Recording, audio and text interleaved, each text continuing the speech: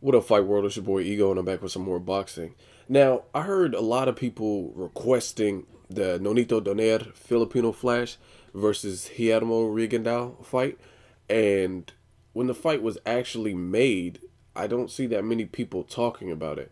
And don't get me wrong, there's been a lot of great things in the sport of boxing, a lot to talk about, I guess. So maybe that's why the boxing channels, a lot of them haven't really covered the Nonito Donaire, or maybe they're just a little bit pet peeved with the complications they did have making the fight, the VADA testing and the contract, and Rigondeaux had issues with his promotional company, Caribe and Top Rank. So maybe that's it. But I'm really, really looking forward to this fight. And I think this fight, as well as the Canelo and Trout, is going to be just huge statement fights where the winner, whoever wins those fights, in my opinion, they really made a huge statement by the end of the night. Keep in mind, if they win with no controversy, no like cut stoppage or nothing, no bullshit, no politics, or you know what I'm saying? Like, I don't want to see, I want to see a clear and concise winner, basically.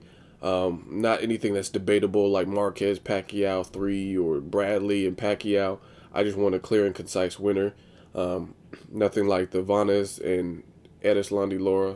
I just want a clear and concise winner. But if it does end on those terms, which is what I'm hoping, then I think the winner of those fights really made a statement. I would throw Danny Garcia and Zab Judah in there, but it's not to the same level because you have Nonito Donaire versus Guillermo Rigondeaux, both on incredible win streaks, and arguably let let different fans tell it the best fighters in the 122-pound division because Mars moved up, so he's no longer fighting out of there, so you can't really throw him in the mix.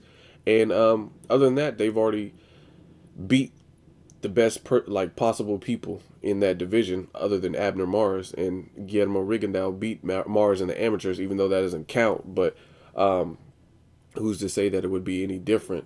And anyway, Mars is at 126, so to me, that's a huge statement. It's like the last of the dying breed of the 122.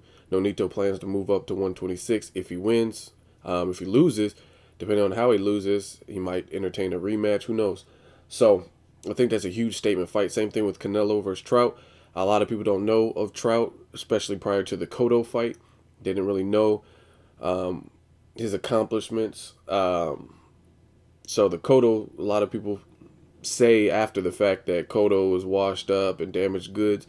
So by defeating Canelo, a young, hungry, strong champion, that'll be definitely something that people can't deny if he beats him convincingly. Same thing with Canelo. Canelo's fighting Austin Trout, another young champion. It'll be a unification bout, so the winner of that fight will be in a good position to get bigger paydays and get more exposure than they already have. So I'm really looking forward to these fights. As far as news with Nonito Donaire, Guillermo Rigondeaux, I just expected to see, especially based on the amount of comments I was reading like 6 months ago or whatever, regarding Guillermo and Nonito, like, oh, Nonito's ducking, he's scared, blah blah blah, and now the fight's going on, and I don't really hear much chatter and much banter regarding this. I hear a little bit, but I thought I would hear more based on the capacity of this particular fight. But anyway, both fighters are talking, which is getting me more amped for the fight. And Nonito Donaire did an interview with Zone Radio, and he said that Nonito Donaire faced a group of dead men that he would be able to knock out all of them in one day. And I guess Nonito, he sent this message to Nonito. He said he will be surprised. I'm going to take him into deep water, and then I'm going to sink his boat or sink the boat. And he says he talks about his speed, but he still doesn't know how to slow down my speed. That's coming from Rigondeaux. And I guess Donaire responded. He heard this interview and said, Rigondeaux is always shooting off his mouth. I'm going to shut his mouth and knock him out. So both fighters are confident. Both fighters feel they're going to win. And they both feel that the other person's accomplishments have not been at the same level of opposition as themselves.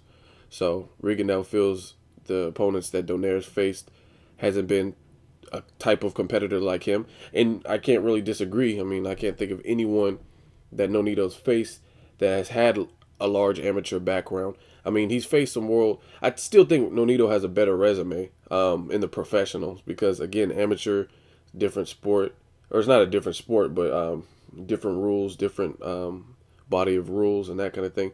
So, as far as Donaire, I think he has a little bit more room to say Rigo hasn't faced anyone because in the professional, he's only 11 fights deep, and he hasn't faced people like Jorge Arce, just tough, rugged fighters. I mean, he's fought different people, but I don't think he's fought some people at the level that Nonito's fought. So either way, it'll be a good fight. I'm really looking forward to it. Leave a prediction. Let me know who you want to win, who you think is going to win, and how does it end. That's basically it. I'm just looking forward to this fight. I'm glad it got made and there were nobody pulled out or nothing postponing it. So leave a comment. Let me know what you guys think about these comments. Regan said he'll beat everyone that Nonito's faced in a day. Donaire said he's gonna basically shut his mouth for him and knock him out. What is the possibility? What do you think? Subscribe, comment, or hate. Until next video, it's Ego signing off.